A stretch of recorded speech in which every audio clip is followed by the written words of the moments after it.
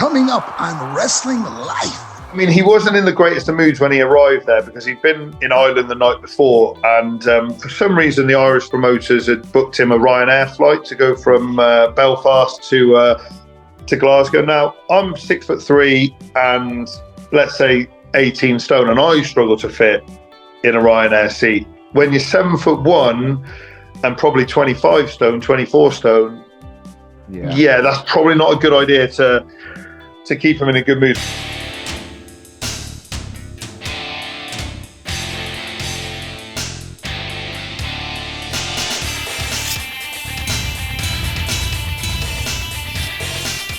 This is Wrestling Life with Ben Veal, the show that celebrates wrestling's past, present, and future with real talk from real talent.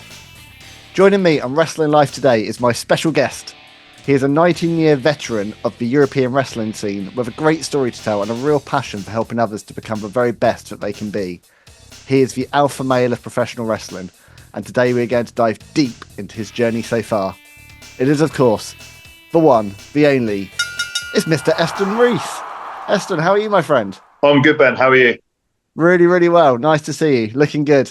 I'll try my best. Just had a fresh haircut in preparation for the podcast. So, yeah, good to go. I appreciate the effort. So did I.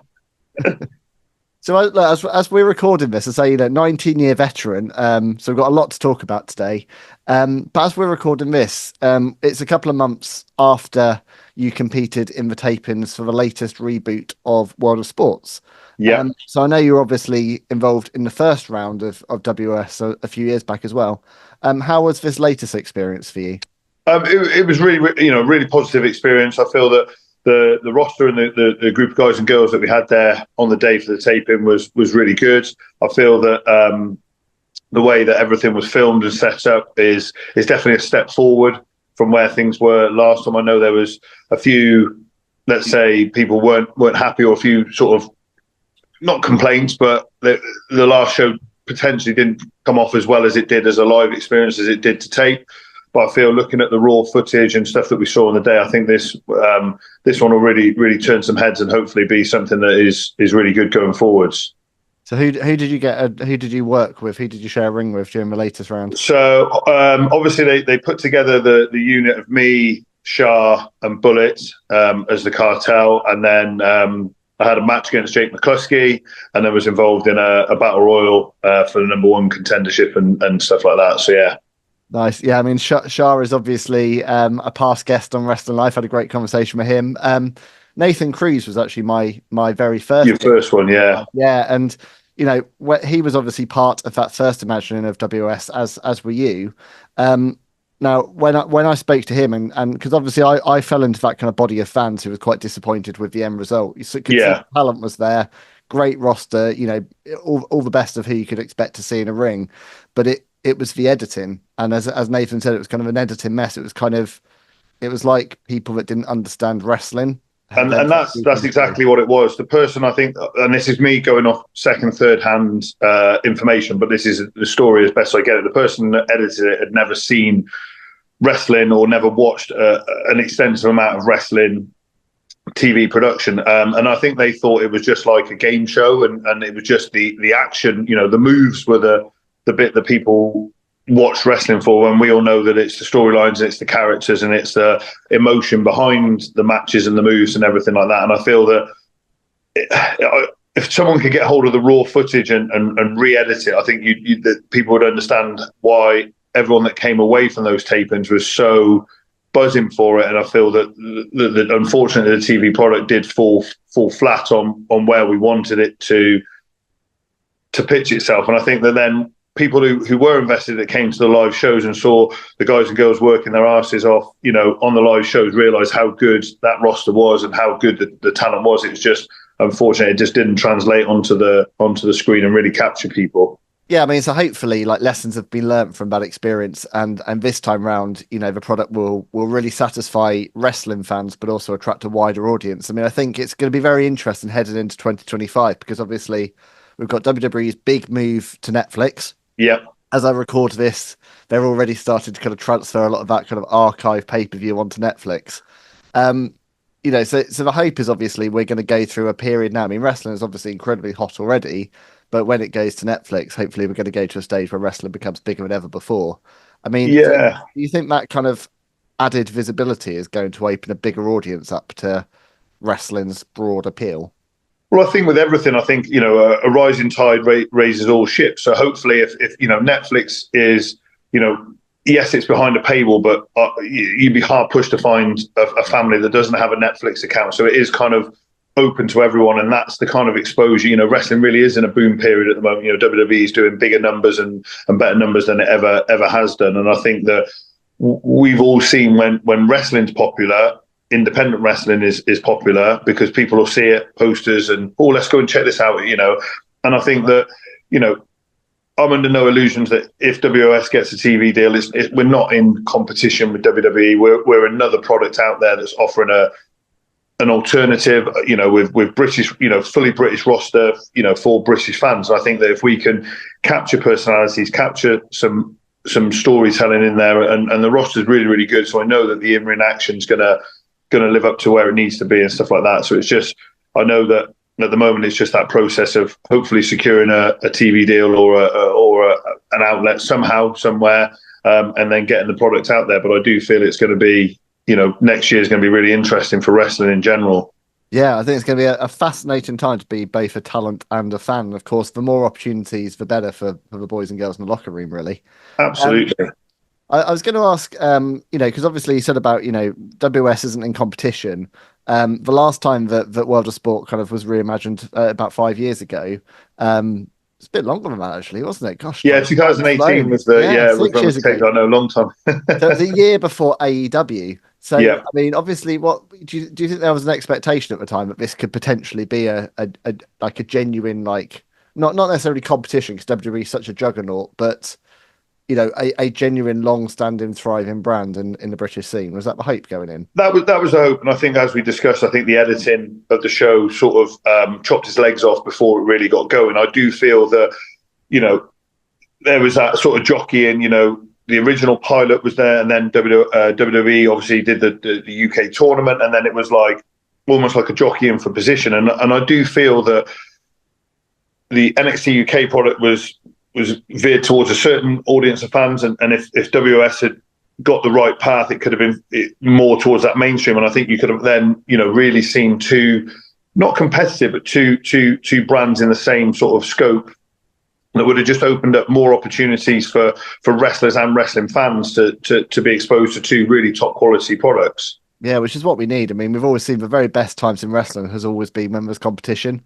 Exactly. You never want a company to have a monopoly. In WWE, I think at its lowest creative ebb was probably kind of around the 2004 mark, where there wasn't really any alternative. When they bought WCW and TNA was very much that sort of niche alternative for the wrestling fan. It did.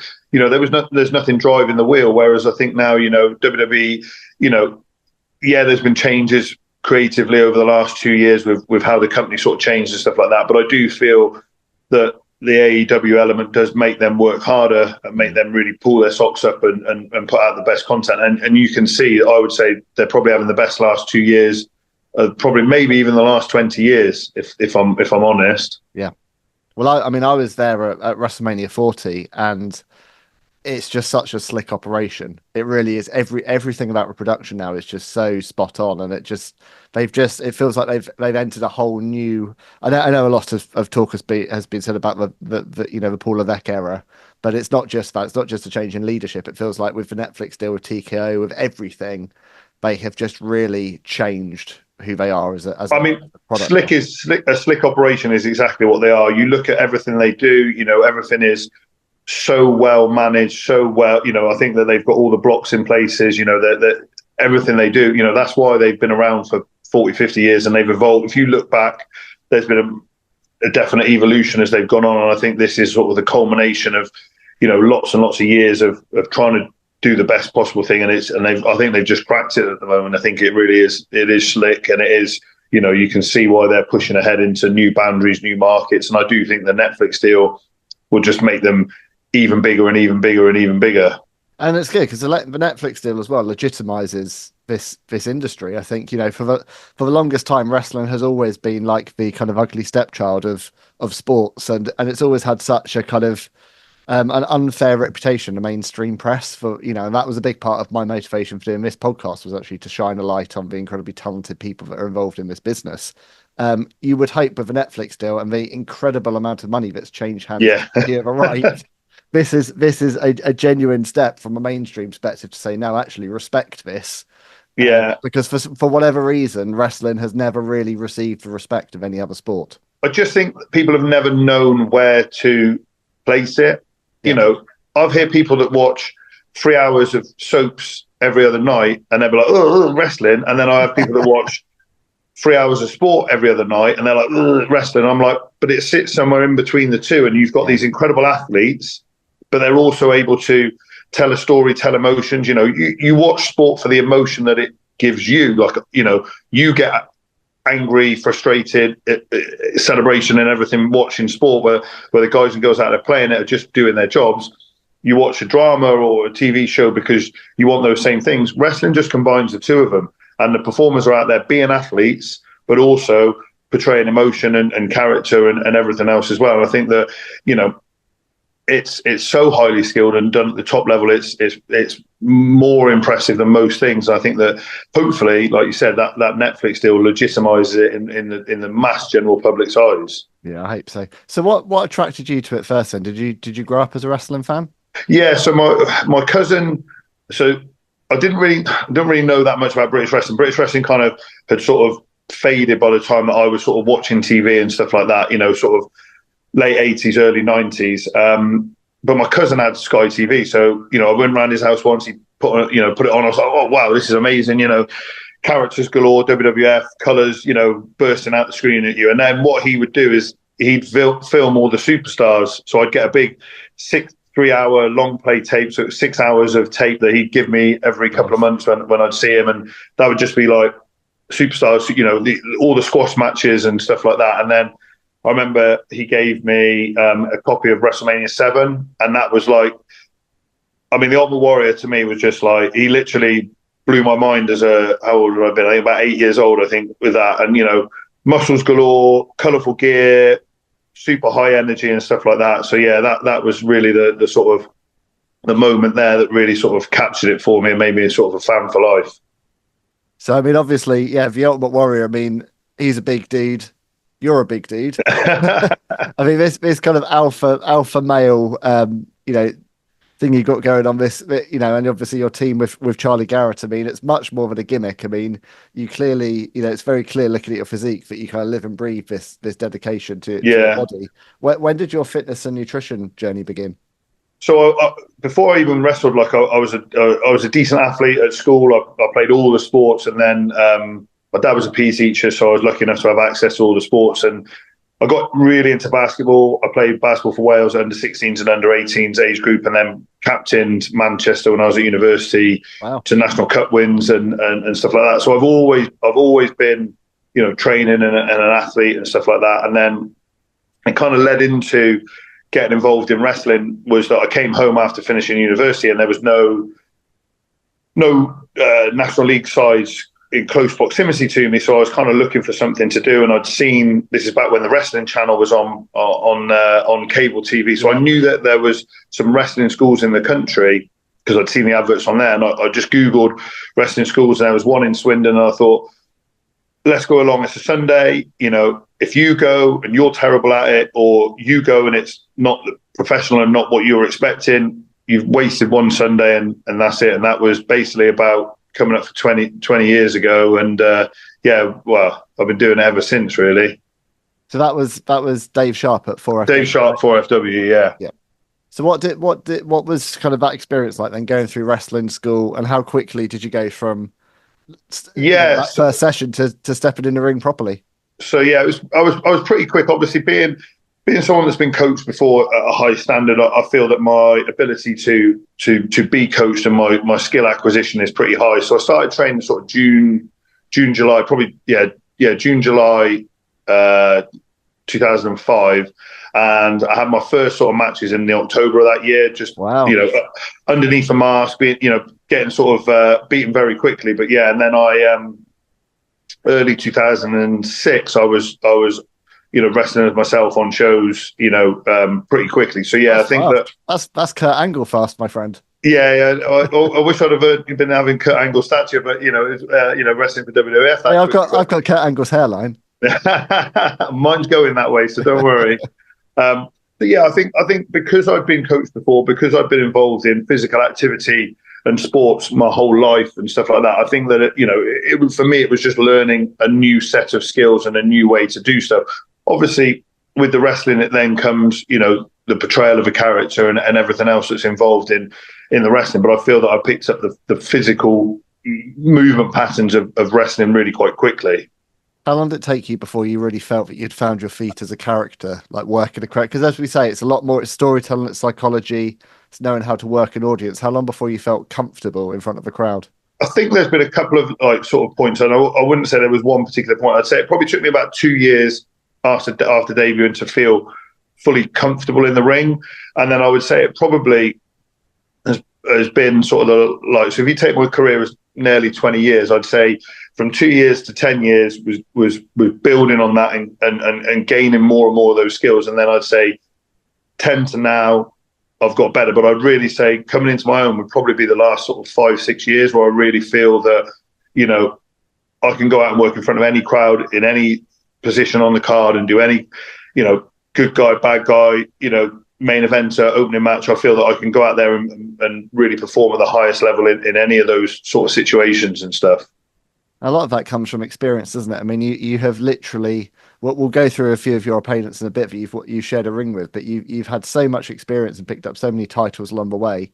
I know that Al Snow gave you some support, kind of in your career and with your training. Can you talk how that developed with Al? So I got booked very early on. Again, not that I was the size and shape I am now, but wrestling 15 years ago, we didn't have as much, it was very much, quite young across the country. Everyone was quite young, early sort of 20s and stuff like that. So I was deemed the big guy. So I got booked very early to be what's now Rev Pro, which was IPW at the time's heavyweight champion. And I wrestled Al, and I was way too inexperienced to be put in that position probably, and to wrestle someone like Al who used to go in the back and planning a match. I was like, right, we're going to do this and we're going to do this, and I see you out there, and I was like, oh god. And so I had a pretty terrible match with Al Snow, first of all. So we got backstage, he read me the riot act for half an hour, and then he sat down and really went into detail for about 3 hours of things I need to be working on and stuff like that. So it was a bit of a trial by fire initially, but it was one of those ones where it was sink or swim. I got put in a position. I tried my best. I didn't do very well. Yep. And I could have curled up in a ball and gone home and just wrestled small shows and been okay doing that. But I really wanted to be as good as I can. So I sat there, and then I worked out on subsequent times when he was over, and I put in place the things that he told me to do, and he could see the progression. So then he would just help me out when we were over and stuff like that. So it was just really was a jump in the deep end, sink or swim moment. I kind of sunk, but then I kind of used those lessons to hopefully sort of progress on and get better, basically. Well, it says a lot about his character as a mentor and a veteran, because a lot of veterans could have had that first bad match with you and just chewed you out in the locker room, and that would have been the end of it. So the fact that he took the time to actually guide you in terms of, because you don't know what you don't know, do you? So that's the reality. You need teachers to wrestling is built on passing that knowledge on to the next generation. It's all about passing the torch, isn't it? And that's really important. Absolutely, and I think that you're absolutely right.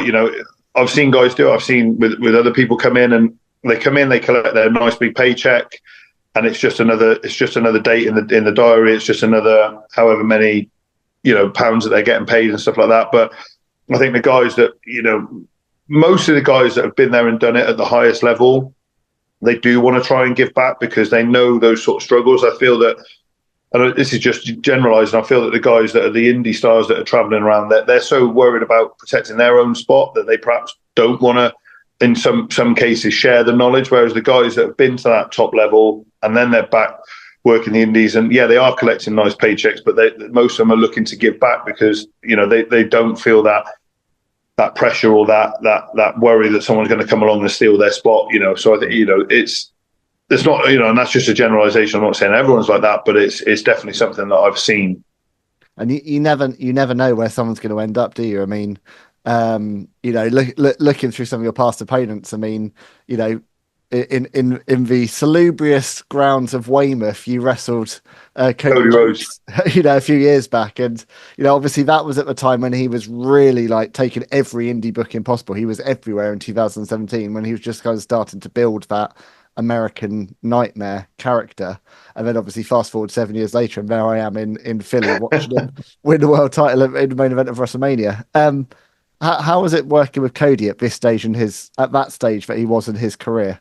I think, he obviously was just full of energy. He just wanted to work. I was lucky enough to be put in a match and given a good amount of time to work with him. And he was, I think he was just so keen to just be wrestling and wrestle anywhere that he could against anybody that he could. And it was just a really good experience because he was giving he's not one of these guys who come in and, right, we're going to do this, and this, and this is my match, and I'm not deviating from it. He really wanted to work a really good main event, and I feel that we did that definitely.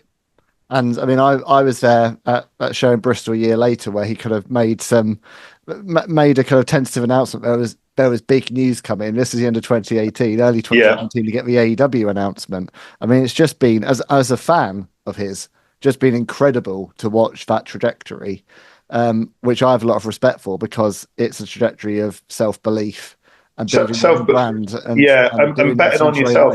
He could have stayed in WWE. Probably had a job for another 10 years, collecting a nice, healthy paycheck, and but he wanted better for himself. He wanted to push himself because he felt, that he could be the man that he's become now. And sometimes you got to step out of that mold, either by your own choice and go out into the big wide world and try and make it, or if you're someone like Drew, who's another person that I've wrestled, Drew McIntyre, Drew Galloway, he got let go. He went out into the big wide world and made himself a far better performer and came back and is, again, one of the top 3-5 guys in the world now because of that journey outside of the WWE machine. I think for some people, they do need that stand on their own 2 feet to really see where the ground lies, basically. Yeah, and I mean, talking of people that have kind of really found their feet, I mean, 2024 has been Drew McIntyre's year. I mean, I would, for how he's been a veteran, as long as you've been a veteran kind of thing. I mean, yeah, he's in this year, in a feud that he had with CM Punk, just completely the best work of his career. And it's so satisfying when you've been a fan of someone for a long time, you've watched their evolution, to see someone just finally find their spot. And I really think that's down to that change in how the WWE is working. I knew Drew from working with him on the Indies and then working with him at ICW. The guy's super duper intense. He's a great promo. He really draws the emotion out of the crowd.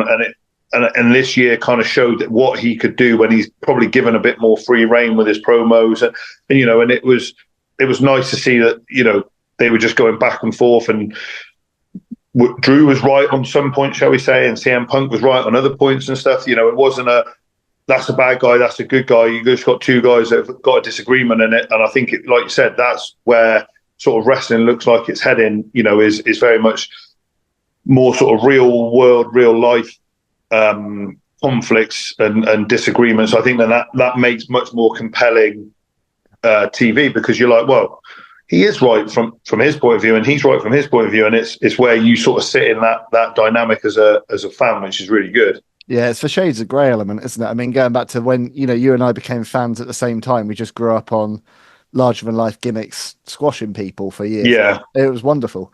But it's that thing that has been really since the Stone Cold days, really. Stone Cold and The Rock, this kind of, there isn't ever really a clear good guy or a bad guy. There's shades of nuance to everyone. And I mean, that feud, CM Punk and Drew McIntyre, the single best feud I've ever seen over a bracelet. I mean, yeah. And I think that it's then evolved into, I think we're going to see very similar between Punk and Rollins going forward as well.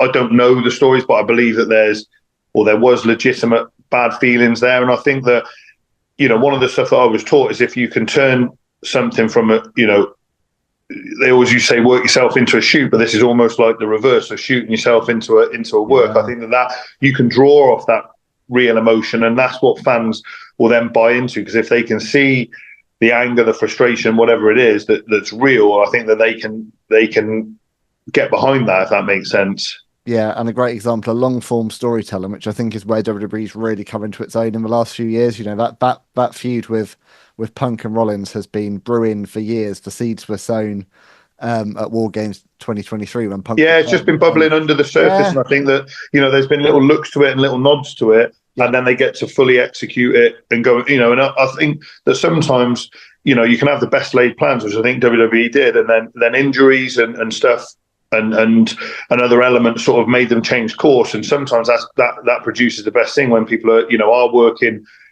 show to show almost, but really sort of feeding off the crowd and feeding off the energy. And I think that's really good to see.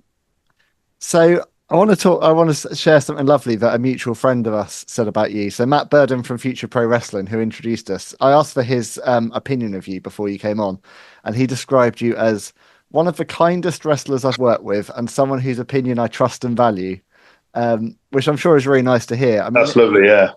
Who are some of those in the business who've really kind of helped you out along the way and whose kind of support and friendship you've really valued?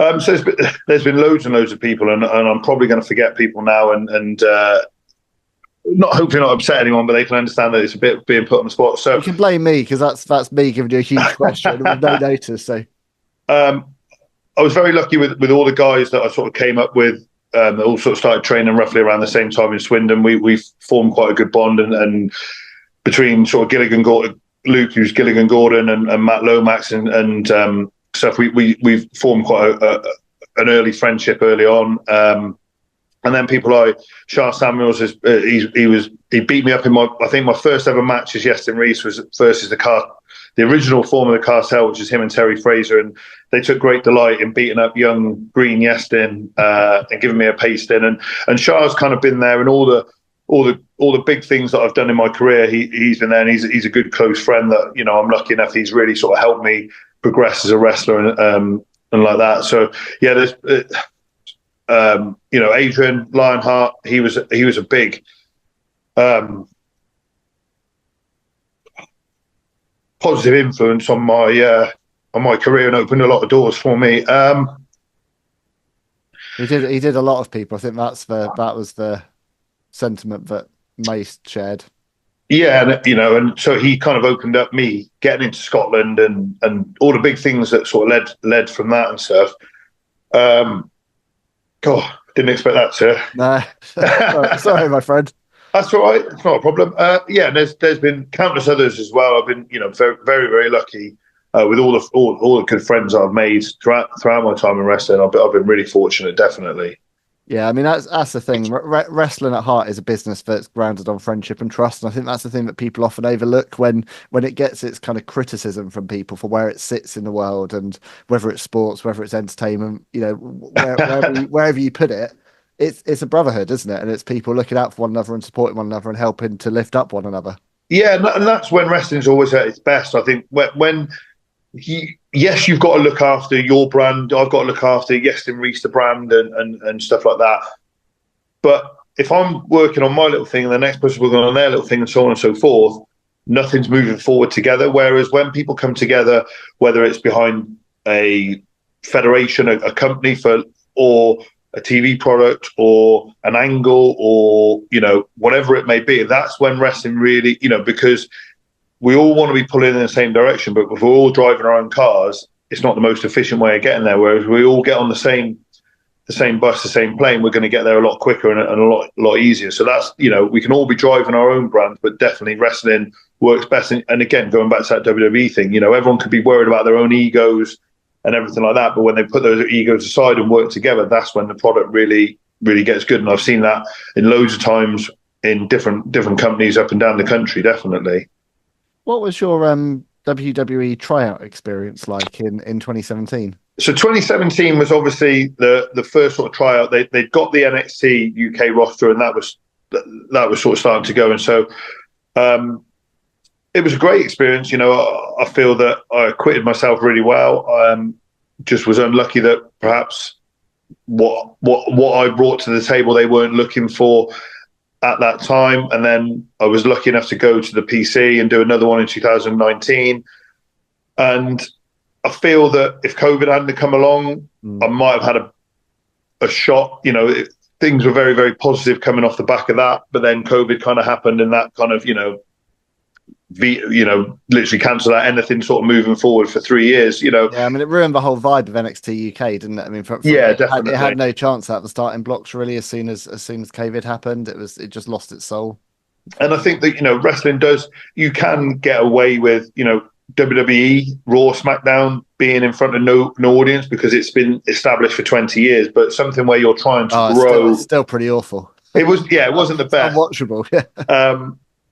But when you're trying to grow a brand, and that brand just past infancy, shall we say, but still a brand that was trying to really get a foothold and stuff like that, to go to a crowdless arena with guys that were known in wrestling, but you're trying to get them known in the mainstream, they're not getting any kind of, when you hear 1,000 people cheering for someone or 1,000 people booing someone, it's very easy for that to translate across to the TV audience as well.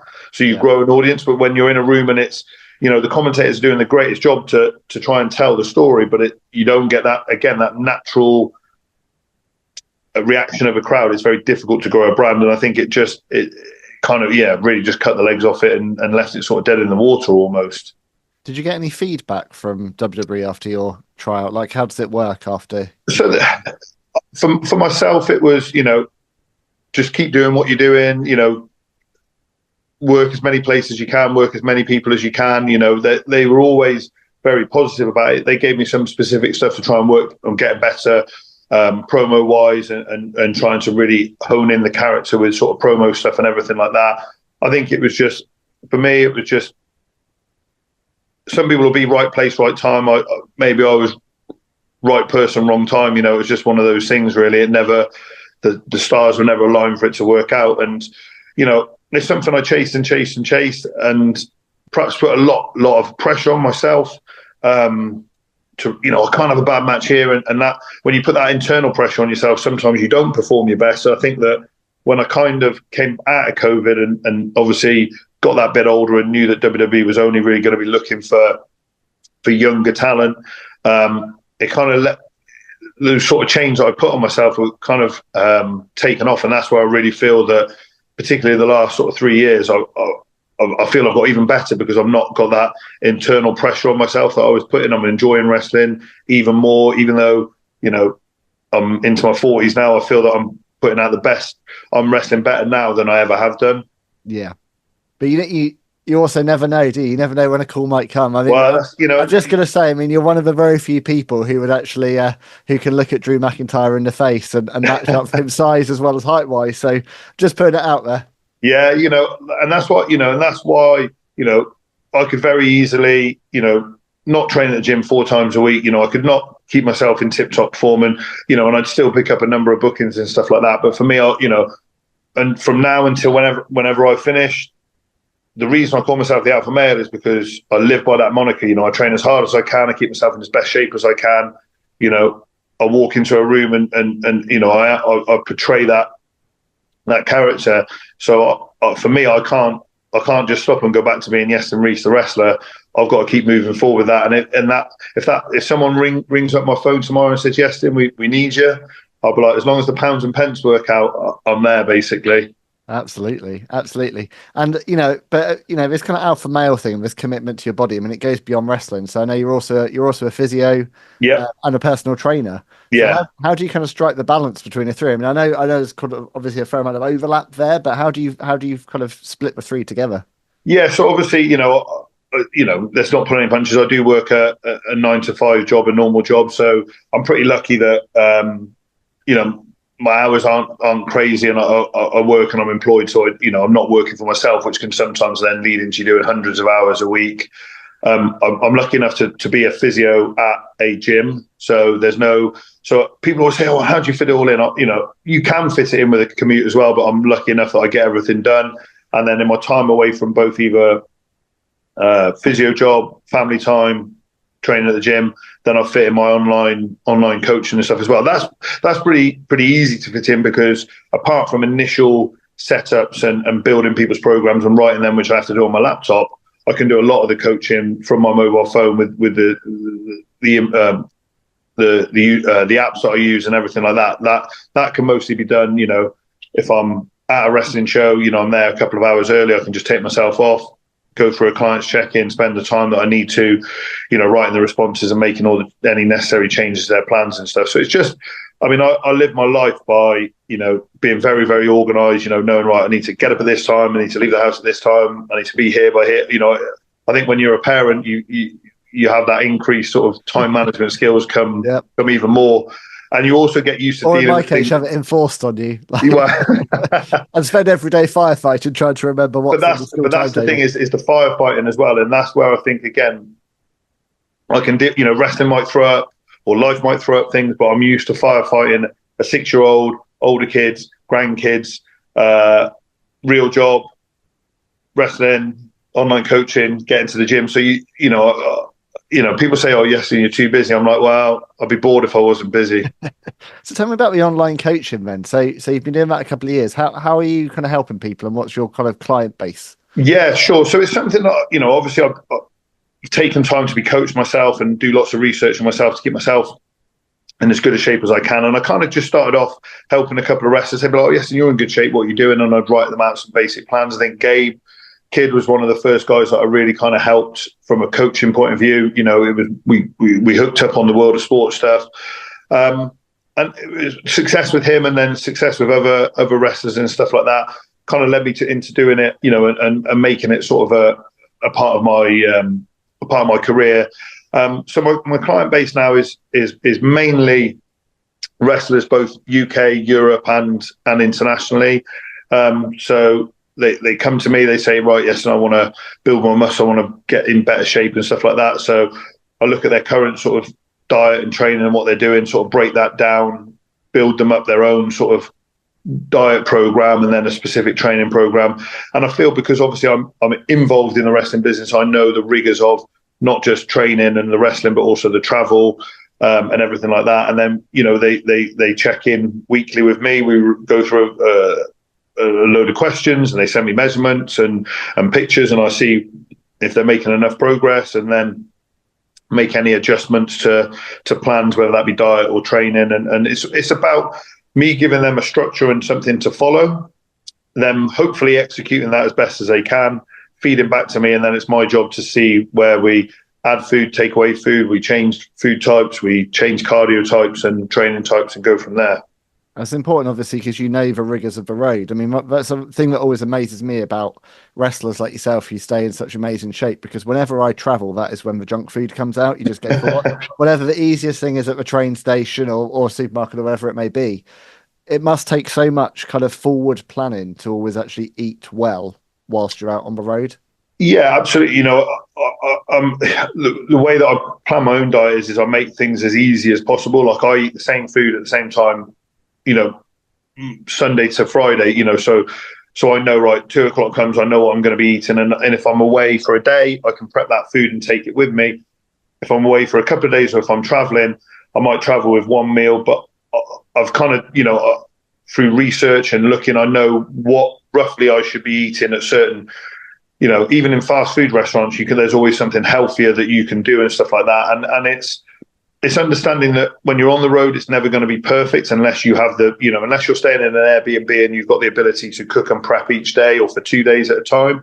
But it's making the best of a potentially bad situation and not making bad choices, really. And you can eat very healthily with stuff you get at the garage, stuff you get, from the supermarket or from fast food places. You just got to make the right choices and potentially eliminate some food that's quite tasty and swap it for other stuff. But it's whether, it's what if your goal is to be in the best shape possible, not having that, that Krispy Kreme donut and swapping it for something a little bit healthier is an easy sacrifice to make, I feel.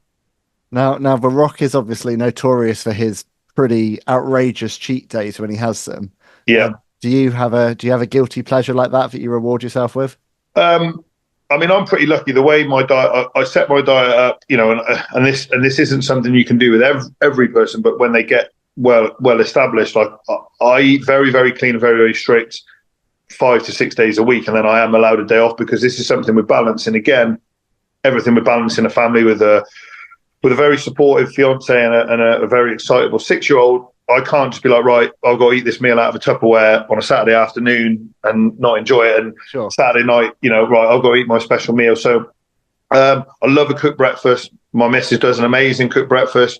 She's also an amazing Sunday roast cooker. So they're a couple of my guilty pleasures. But for me, I'm a sucker for desserts. I love desserts. I love ice cream. I love, you know, desserts are my guilty pleasure, basically.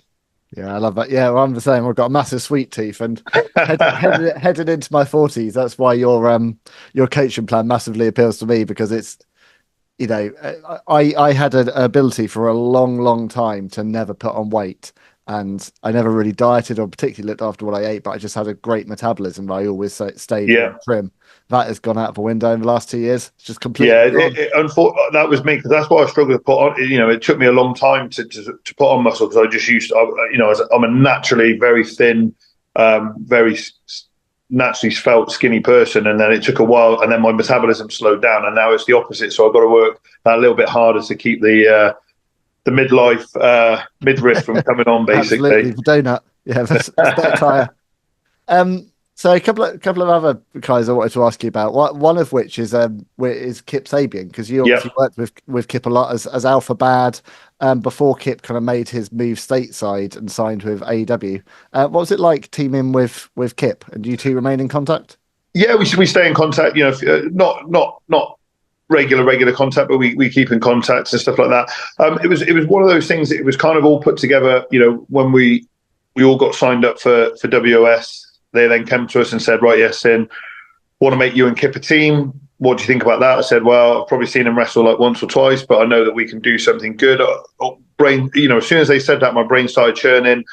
We can do like a little brother, big brother, you know, mouthy little brother, big brother comes in and keeps him out of trouble, basically. And that was how we kind of built the dynamics of our team. You know, we as soon as we found out that this was going to be the plan, we got on the phone to one another. We started planning out what gear we were going to wear, what colours we were going to have, and everything like that. And then, you know, we very quickly sort of worked out, you know, double team moves and how our tag team dynamic was going to work. And you know, I really felt great, isn't it? Because that is so overlooked in tag teams, like actually taking the time to, you know, get similar outfits and similar colours and have a moveset and a name, and rather than just putting two singles people together makes all the difference. And that was the one thing that we were very definite that we wanted to do. We didn't just want to be Wrestler A, Wrestler B. They're now a tag team. We wanted to make it like we were an actual tag team. And as soon as we got to Norwich with the filming, we got up on the stage. We're like, right, what can we do for an entrance? Can you get our music up? You know, get our Titans on. So we knew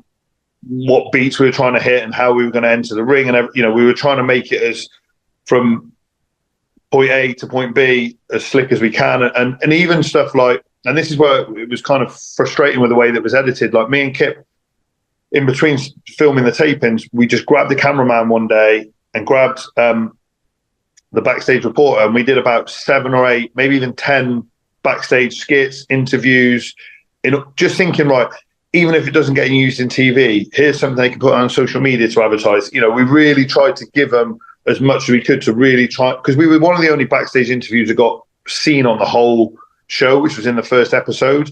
And we just thought that was going to be something for us that would just, you know, here's 30 seconds of Iestyn and Kip acting up backstage, you know, grabbing Rachel, the backstage reporter, and having an interview.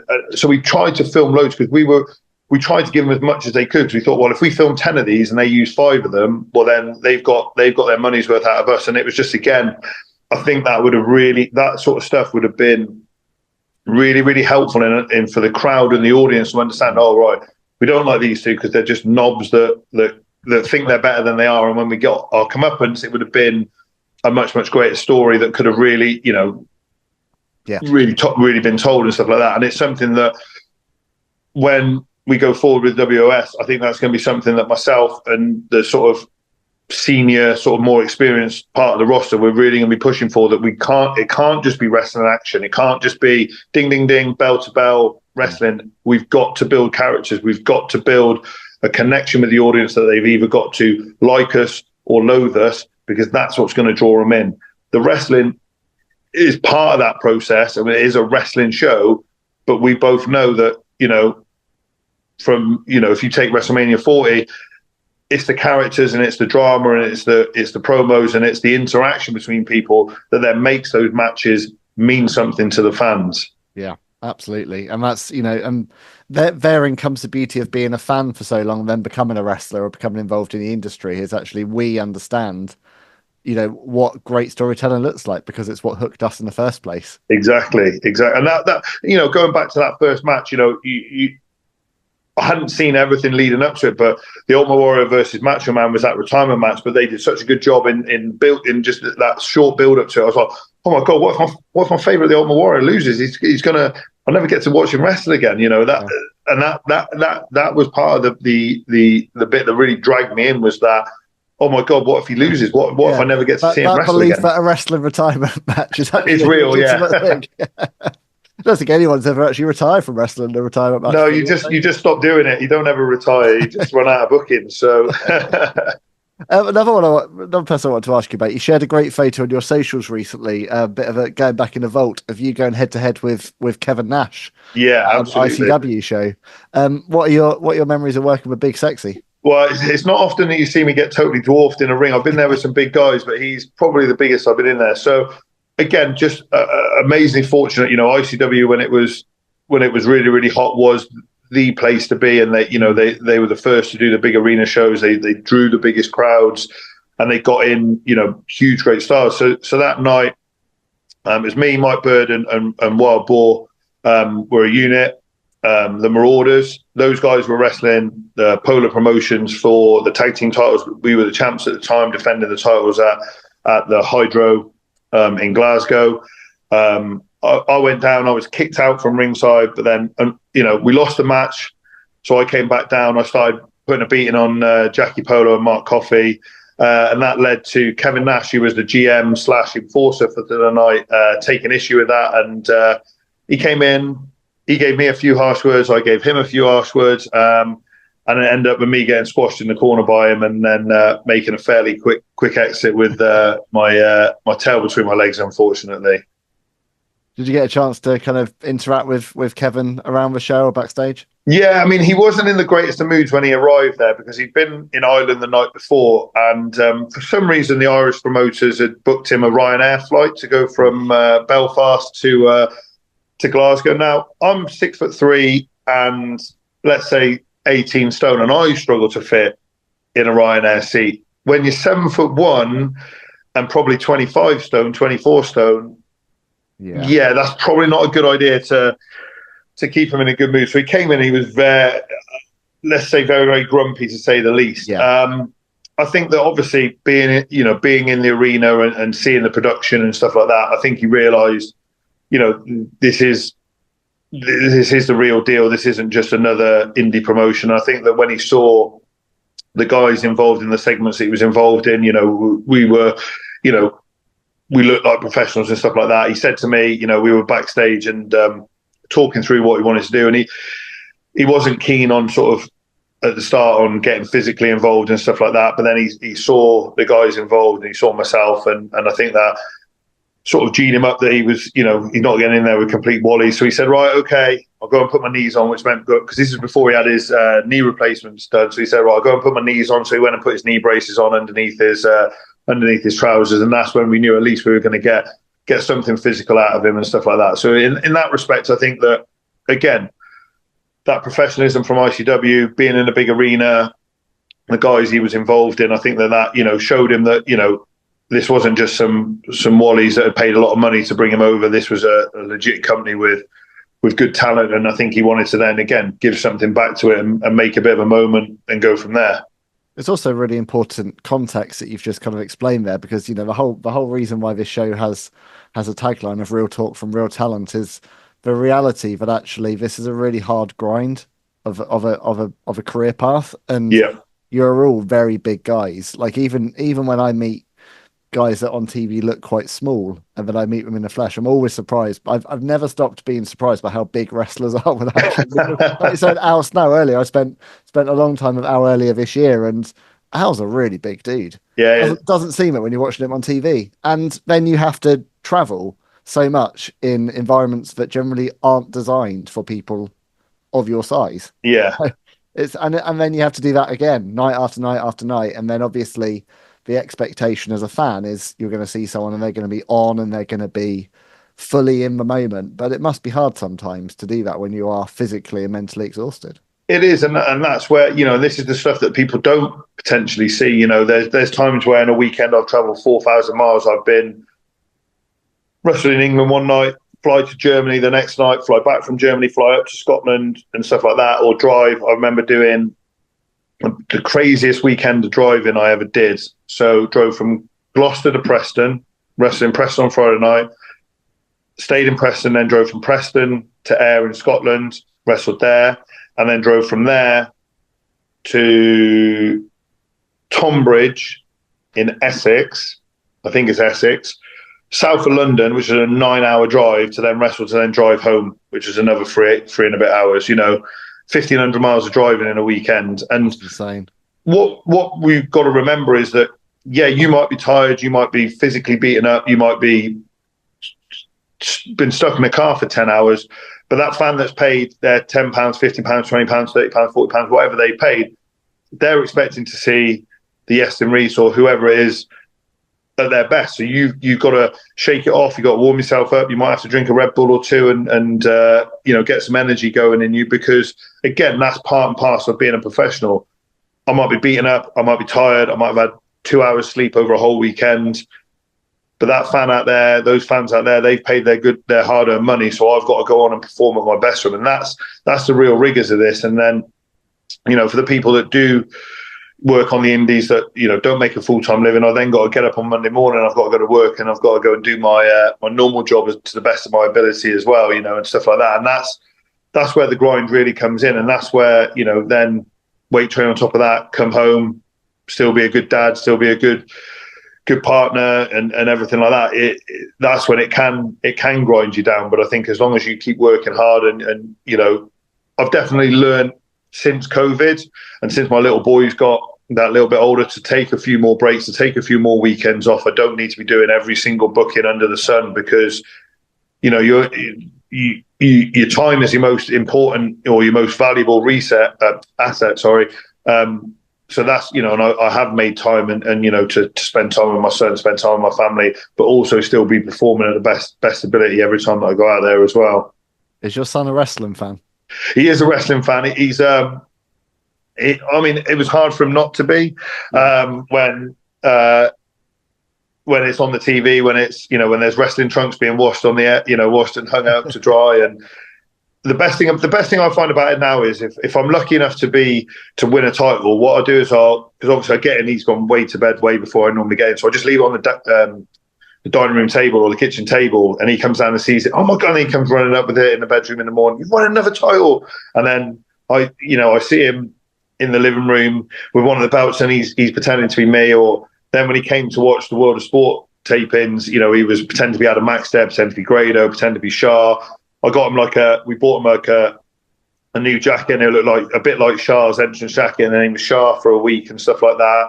And he watches the WWE.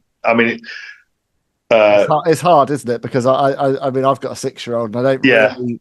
There's a lot I don't really want to show him yet. I'd love to make a wrestling fan, but we play for wrestling figures and stuff. But I've showed him some 1992, the year that I got in, so I'll show him the Royal Rumble and things. But I am a bit reluctant, because the last thing I want him to do is start punching and kicking his friends. Yeah, my little boy's got 3 older stepbrothers, so they're soon to be 18, 20 and 23. So they can wrestle around with him, and it's not, he can hit them as hard as he likes, and it's not going to do any damage. But we tell him that, but he gets my knee pads out, he gets my, he wears a pair of football socks because he pulls them up and they look like wrestling boots and stuff like that. But he's also lucky because they all had 20 figures each, so he's now got 70 wrestling figures that he's got at his disposal, but he kind of flits in and out of it. One week he'll be mad on wrestling, then the next week he loves monster trucks, so he'll be monster truck mad and stuff like that. But I've never pushed it at him. I've never right, we're sitting down and we're going to watch everything that got me into wrestling, but